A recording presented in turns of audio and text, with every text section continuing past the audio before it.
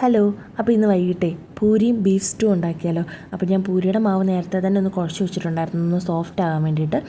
നല്ലപോലെ ഒന്ന് കുഴച്ചെടുത്തിട്ട് മേളിലൊന്ന് ഓയിൽ തൂത്ത് വെക്കും കേട്ടോ. അപ്പോൾ നമ്മളൊരു 5-10 മിനിറ്റ് കഴിഞ്ഞ് എടുക്കുമ്പം മാവ് നല്ല സോഫ്റ്റായിട്ട് കിട്ടും. അപ്പോൾ ഞാൻ അതെല്ലാം ഒന്ന് ഉരുട്ടി എടുക്കുന്നുണ്ട്.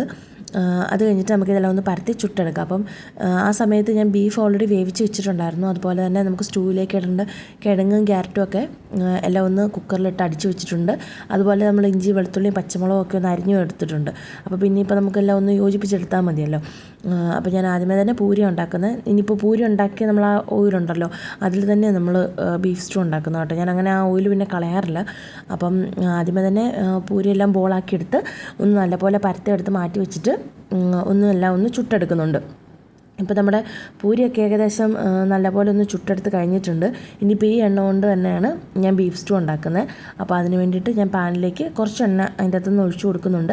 എന്നിട്ട് കടുക് പൊട്ടിച്ചിട്ട് നമ്മുടെ ഇഞ്ചി വെളുത്തുള്ളി പച്ചമുളക് കറിവേപ്പില എല്ലാം കൂടെ ഒന്നിട്ട് കൊടുക്കുന്നുണ്ട്. എന്നിട്ട് ഇത് നന്നായിട്ടൊന്ന് മിക്സ് ചെയ്തെടുക്കുന്നുണ്ട്. ഈ ഇഞ്ചിയും വെളുത്തുള്ളിയും പച്ചമുളകും ഒക്കെ ഒന്ന് നല്ലപോലെ ഒന്ന് വാടി ഒന്ന് മൂത്ത് വരുന്ന സമയമാകുമ്പോഴേക്കും ഇനിയിപ്പോൾ ഇതിൻ്റെ അകത്തേക്ക് പൊടികളൊക്കെ ചേർത്ത് കൊടുക്കുക. പൊടികൾ എന്ന് പറയുന്നത് നമ്മൾ സ്റ്റൂ അല്ലേ, അപ്പോൾ അധികം പൊടികളൊന്നും ചേർക്കുന്നില്ല. ആവശ്യത്തിനുള്ള ഉപ്പും കുറച്ച് കുരുമുളക് പൊടിയും കുറച്ച് മഞ്ഞൾപ്പൊടിയും കൂടെ ചേർക്കുന്നുള്ളൂ.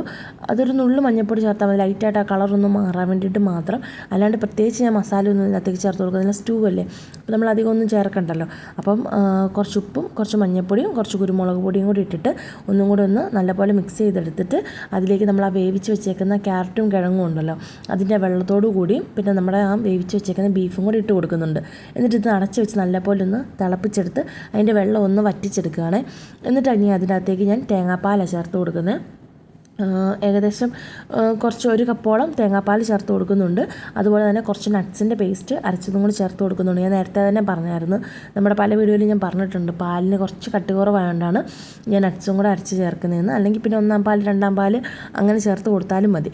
അപ്പോൾ ഞാൻ അതൊക്കെ ഒന്നിട്ട് കൊടുത്ത് ഉപ്പൊക്കെ ഒന്ന് പാകത്തിന് നോക്കി കുറച്ചും കൂടെ ഉപ്പൊക്കെ ചേർത്ത് കൊടുത്തിട്ട് ഞാനൊന്ന് ഫ്ലെയിം ഒന്ന് ചെറുതായിട്ടൊന്ന് തിളവന്നപ്പോൾ ഫ്ലെയിം ഓഫ് ചെയ്ത് കൊടുക്കുന്നുണ്ട്. എന്നിട്ട് നെയ്യിൽ വറുത്ത നട്ട്സും കിസ്മിസും കൂടെ അതിൻ്റെ മുകളിലേക്ക് ഇട്ട് ഒന്നും കൂടെ ഒന്ന് മിക്സ് ചെയ്തിട്ട് ഒന്ന് വെക്കുന്നുണ്ട്. പിന്നെ കുറച്ച് മല്ലിയിലയും കൂടെ അതിൻ്റെ മുകളിലേക്ക് ഒന്ന് ഇട്ട് കൊടുക്കുന്നുണ്ട്. അപ്പോൾ അതായത് നമ്മുടെ പൂരിയും ബീഫ് സ്റ്റൂ ഒക്കെ റെഡി ആയിട്ടുണ്ട്.